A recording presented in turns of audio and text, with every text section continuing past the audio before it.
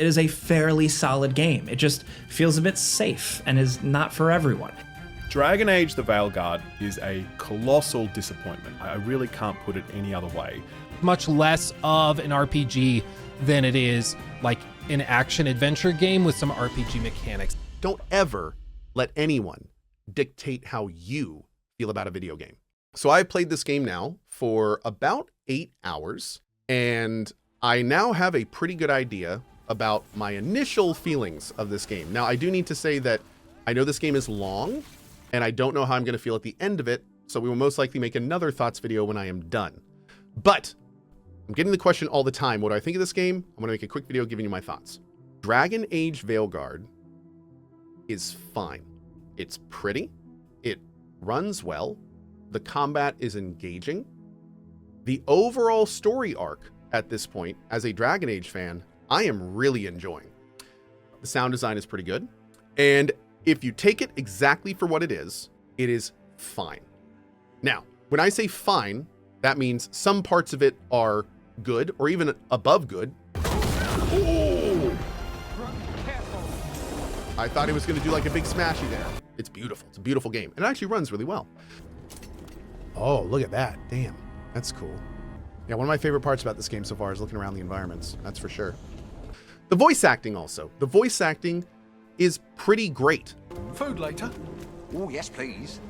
I think si das Iconhas thinking that they come with swamp tonight. In fact, most characters, the delivery is so good that sometimes it can trump the part that I don't like, which I'm about to talk about.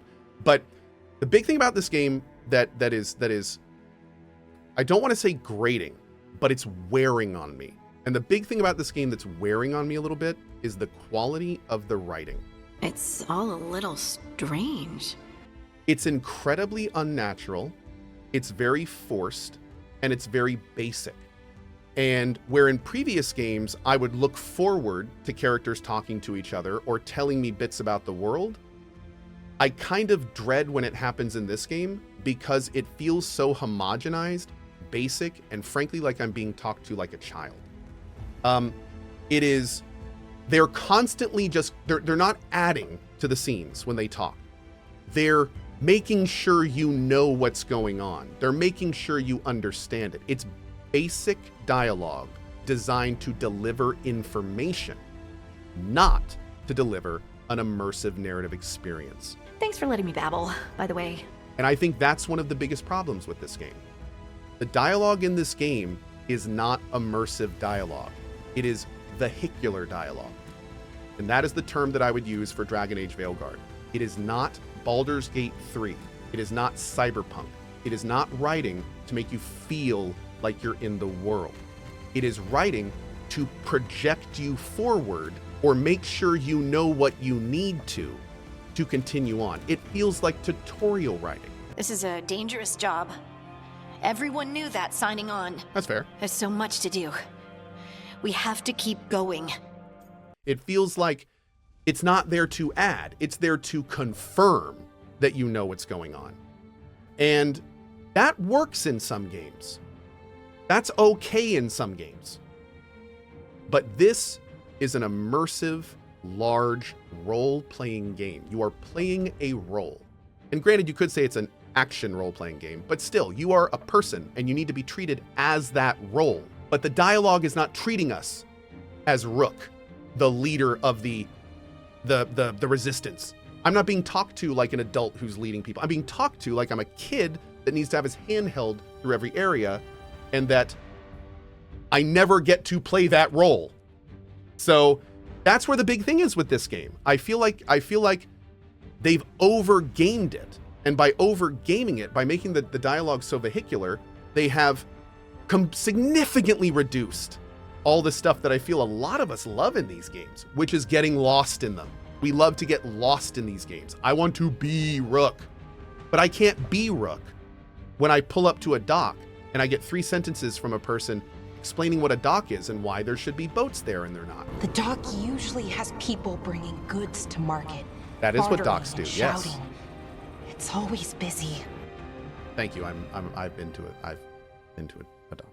You know, it's one thing to pull up to an area and have the person say, "Oh, it's a dock.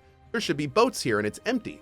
It's another thing to pull up and be like, oh, it's this stock. I was here 4 years ago. It was packed with people. I had a shop over there, and I remember this flooding with areas, and now I can't believe it's this empty. Like, one of those is a character expressing emotion over something they lost. The other is delivering information, like I just looked it up on Wikipedia.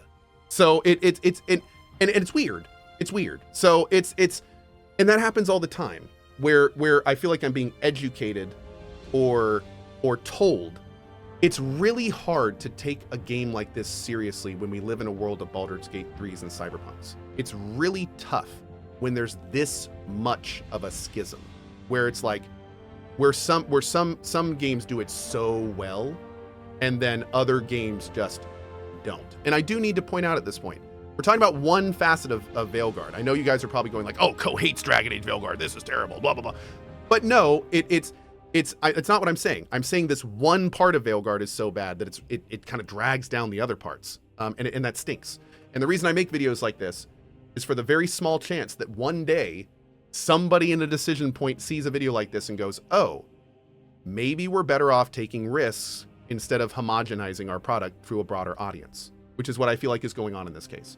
I feel like when we get dialogue like this in games, it's because it's being brought down to such a basic level that everyone will be able to understand it.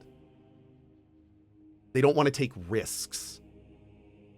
And we need to make sure devs know we don't like that. We don't play games for safe. We don't play games for homogenized dialogue. That is not why we like games. We like games because they surprise us and they make us think. And they give us things we're not expecting. And they're interesting because we haven't done them 50 times before. That's why we like these games. The main story in this game is doing that for me. This is really cool to look at. Like, this area is nasty. This is the best the Blight's ever looked. I can say that with certainty. Which is why I'm still playing this game. I'm a huge Dragon Age fan. The main story and the stuff happening in it right now at the 8 to 10 hour mark, I'm engaged in. I like it. So, like, let's just take that kind of thing and be a little riskier and more interesting with the writing, and this could be a damn decent, like, we could be having a completely different type of video right now. But yeah, that's kind of where we are. That's my thoughts on this. I'm going to continue playing it. I'm still enjoying it. I'm probably going to focus the main story. Like, it feels weird saying that in a DA game, but the companion quests and stuff in these games, like, we may do some to check them, but I don't know. I don't know what all I know for sure is that as of now, I plan on finishing the main story because I do want to see what the main story has to offer. I do love Solus. I love the characters. I want to see what's going to happen to him. But yeah, that's where we are. So anyway, TLDR, thoughts on Dragon Age Veilguard.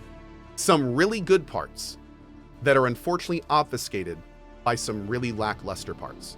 The total package, if you can bear with the bad parts, is not a bad game. But if you are playing Dragon Age Veilguard for the immersion, for the immersive dialogue, for the same reasons you super enjoyed Baldur's Gate 3, you can't hate on someone for not liking this game. Keep that in mind. It's totally valid to not like this game. You don't need to shout people down that say that. But it's also not valid to say the game is complete garbage, because there's parts of this game that are actually pretty damn good. So it's a mixed bag. It's a real mixed bag. Again, there's parts that are really good and there are parts that are just really not. But I'd say the overall picture, it's definitely, for me so far, it's been worth playing. The combated stuff is fun enough to where it's worth playing. And we'll kind of see if that keeps up all the way to the end. Anyway, that's it. I hope this helps in what little way. I do want to end this video by saying the best decision that you can make on a game like this is your own. Use this video and many others to educate yourself and inform yourself, and then most importantly, watch streams and make your own opinion. Don't let somebody tell you how this game is. You've never played it. You don't know. Don't ever let anyone dictate how you feel about a video game, because frankly, that's not fair to you, and you may miss something that you actually might really like. So don't do that. Anyway, that's it. Thank you all for watching. I hope this helped in what little way it might, and I'm gonna go back and keep playing. So I'll see you later.